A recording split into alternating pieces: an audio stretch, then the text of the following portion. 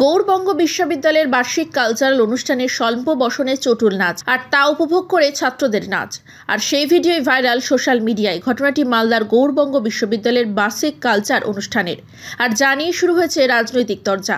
জানা গিয়েছে শনিবার ছিল গৌড়বঙ্গ বিশ্ববিদ্যালয়ের সাংস্কৃতিক অনুষ্ঠান। সেখানে তৃণমূল যুব সভাপতি বিশ্বজিৎ মণ্ডল সহ একাধিক তৃণমূল নেতৃত্ব উপস্থিত ছিলেন।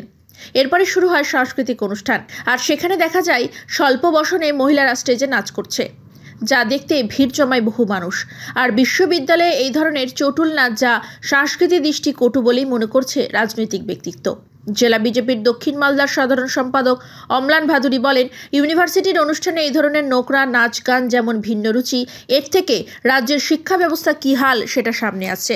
ছাত্রছাত্রীদের যে মানসিক বিকাশ, সেই বিকাশটা কীভাবে নোংরা পথে চালিত করা যায় তৃণমূল সরকার এবং তৃণমূল পরিচালিত ইউনিভার্সিটি, তার একটি প্রকৃত উদাহরণ আমরা দেখতে পাচ্ছি। এটা খুব নিন্দনীয়, এটা ছাত্র সমাজ ও যুব সমাজের কাছে খুব হানিকর, এটা কোনো মতেই সহ্য করা যায় না। অপরদিকে জেলা তৃণমূলের সহসভাপতি দুলাল সরকার বলেন, জানি না, ভিডিওটি এখনো দেখিনি, আমাদেরকে আমন্ত্রণ করেছিল, কেউ আসার কথা ছিল। এইসব কিছু ছেলেপিলে গৌড়বঙ্গ যে ইউনিভার্সিটি, সেখানে সব রাজনৈতিক সংগঠন আছে, কেউ না কেউ তৃণমূল সংগঠনকে ইউনিভার্সিটিতে 2-4 জন লোক বদনাম করার চেষ্টা করছে, তাদেরকে চিহ্নিত করে ব্যবস্থা নেওয়া হবে। গোটা বিষয়টি নিয়ে বিশ্ববিদ্যালয় কর্তৃপক্ষের এখনো পর্যন্ত কোনো প্রতিক্রিয়া পাওয়া যায়নি।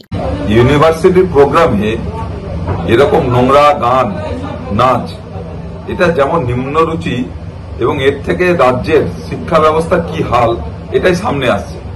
ছাত্রছাত্রীদের যে মানসিক বিকাশ, সেই বিকাশটা কিভাবে নোংরা পথে চালিত করা যায়, তৃণমূল সরকার এবং তৃণমূলের পরিচালিত এই ইউনিভার্সিটি তার একটা প্রকৃষ্ট উদাহরণ স্বরূপ আমরা দেখতে পাচ্ছি। এটা খুবই নিন্দনীয় এবং এইটা ছাত্র সমাজ যুব সমাজের ক্ষেত্রে খুবই হানিকর। এগুলো কোনো মতেই সহ্য করা যায় না।